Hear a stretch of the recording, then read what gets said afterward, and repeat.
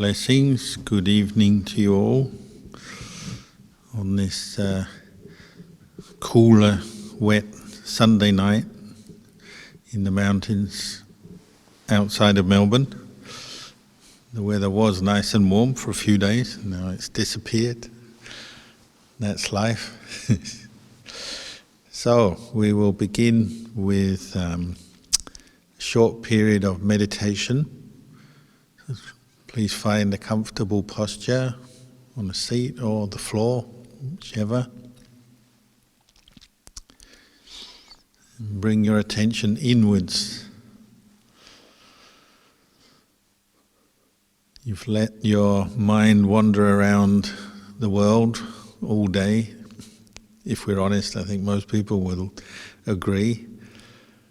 And now it's time to rein it in or pull it in to your own body, and as we say in Buddhism, your own 5 khandhas,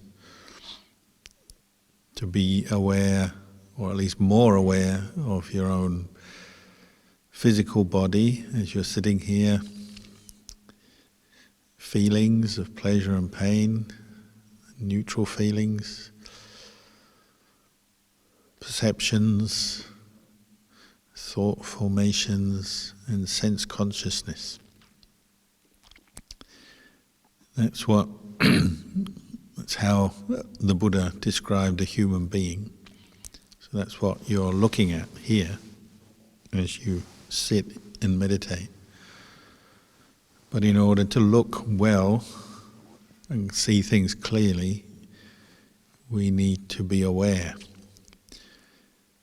So the first part of meditation is just training in that basic awareness.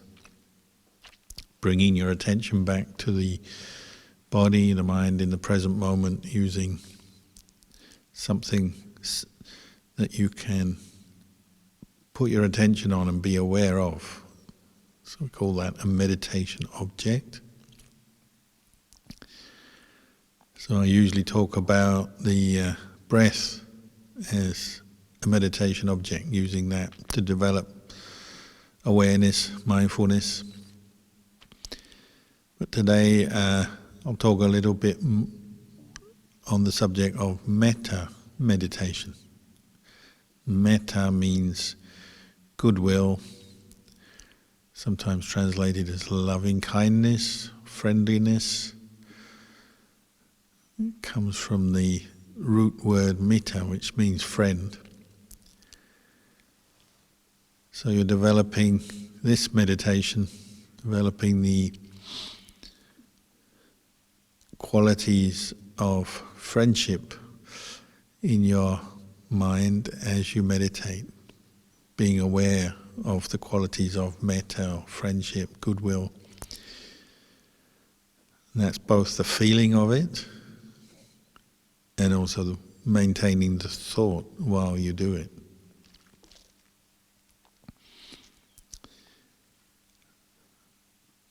So to practice it in the traditional way, you might take a phrase such as, "May I be well," or "May I be free from suffering." Some people take a Pali phrase like "Ahang Sukhito Homi," for instance, as we do in the chanting. Or any number of phrases, say from the Metta Sutta in the Buddhist canon, the texts. You may have a particular phrase you find inspiring. There's room for variation here, and you can recite this phrase in your own language, in English or whatever language you have, or in Pali if you like that. Some people find it helpful.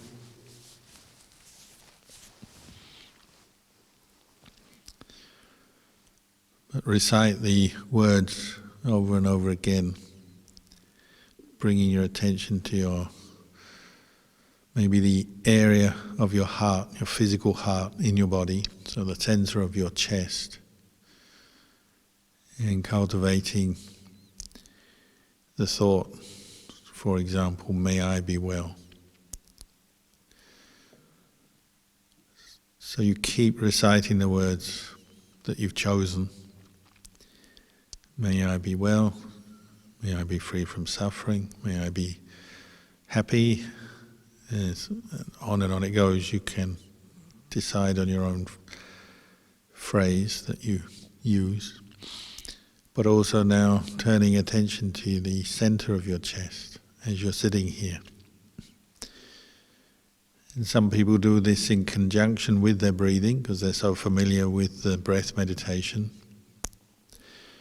Others, maybe more new to this meditation, just focusing on the feeling of goodwill and reciting the words, keeping attention in the center of their chest. But the feeling is also important. It's a feeling you're cultivating consciously as you cultivate metta, meditation, or develop the object of metta. And there's a feeling that accompanies it.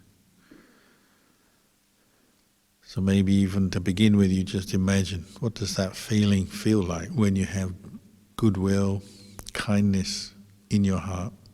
How does it feel? Can you remember that feeling from other occasions in your life? Maybe it's a feeling you know easily because you often have it.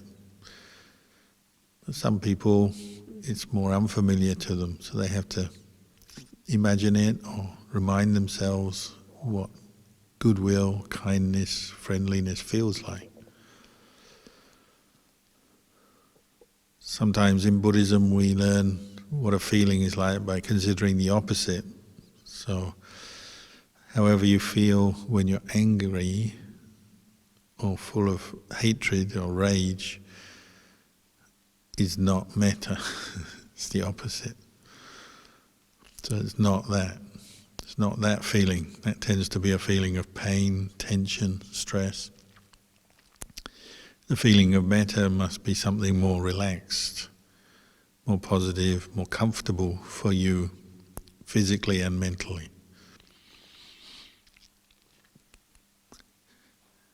So just ponder that feeling for a few moments to become familiar with what you're aiming to bring up and maintain as you meditate. So you have both a phrase, such as may I be well. You have a feeling that you're looking to develop, bring up and develop in your heart, in the center of your chest. And some people use other objects to assist them. A very common one is light. Some people associate metta with light, radiant energy. And so they develop an image of light in the center of their body, perhaps. The important thing is to also be maintaining mindfulness, awareness as you do this. Non-distraction is part of this meditation, just like any other meditation. And also to guide your meditation with some clear comprehension and understanding of what you're doing, why you're doing it, and also sometimes to deal with any obstacles that arise as you're meditating on this theme of loving kindness.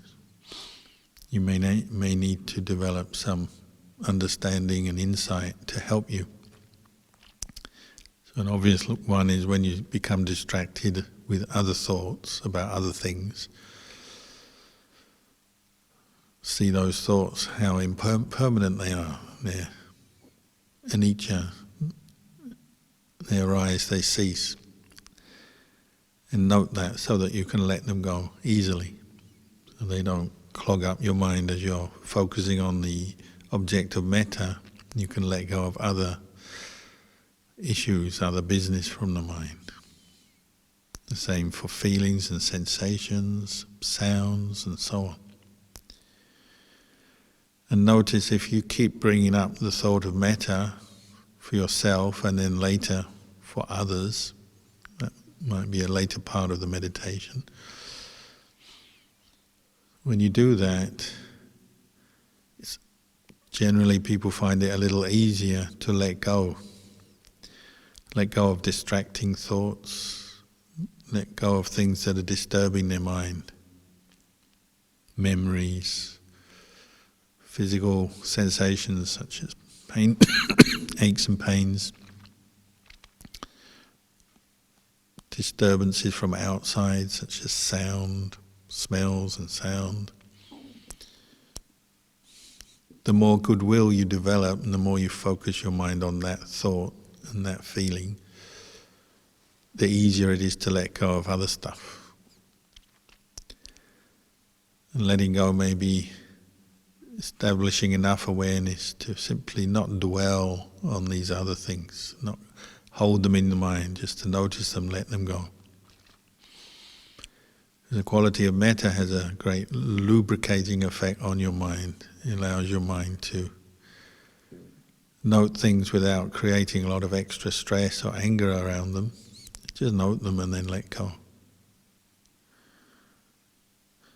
Because you're consciously not dwelling in anger and irritation, which is the first kind of obstacle and danger for metta meditation. It's harder when you're angry. But what is anger? Well, it's holding on to or dwelling in angry thoughts, angry emotions. Now you're consciously not doing that. And the more you let go of angry, irritated thoughts, the more your mind will stay with the feeling of metta, the thought of metta, and it will be easier to let go of other distractions.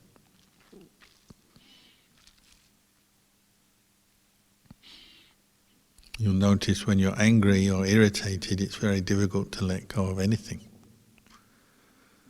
Every little thing becomes a problem, an annoyance, something your mind sticks onto and gets upset by or irritated by. When there's metta, then you can let go. You can be more tolerant, you can be more accepting of disturbances or distractions. So it's a very useful quality to be able to develop on a regular basis.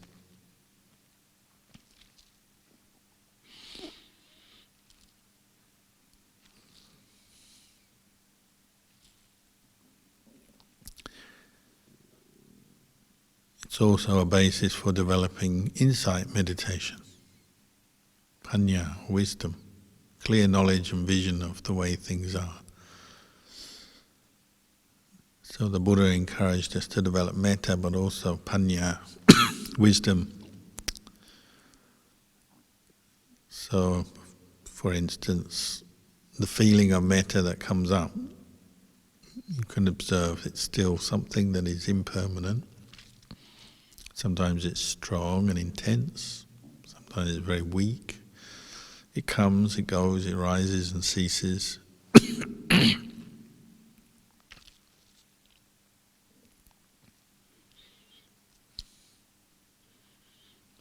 So the feeling, the perception of goodwill that you're developing for yourself and then for others, that perception can change, also impermanent.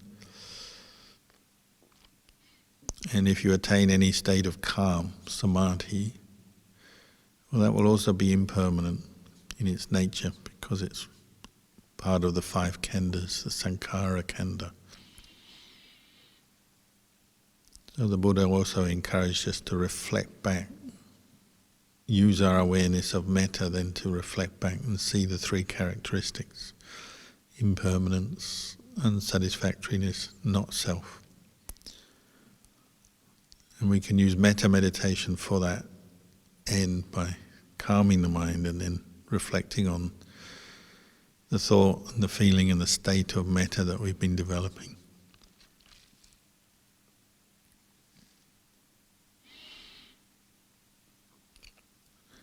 So practice for a little bit longer, just developing the thought of directing metta to yourself, or maybe now, if you're feeling more relaxed, send it out to others, whether it's individuals you know or and are related to perhaps, or just generally to all other beings in all directions. We'll just do this, I'll stop talking and you can do this for a little while longer until you hear the bell.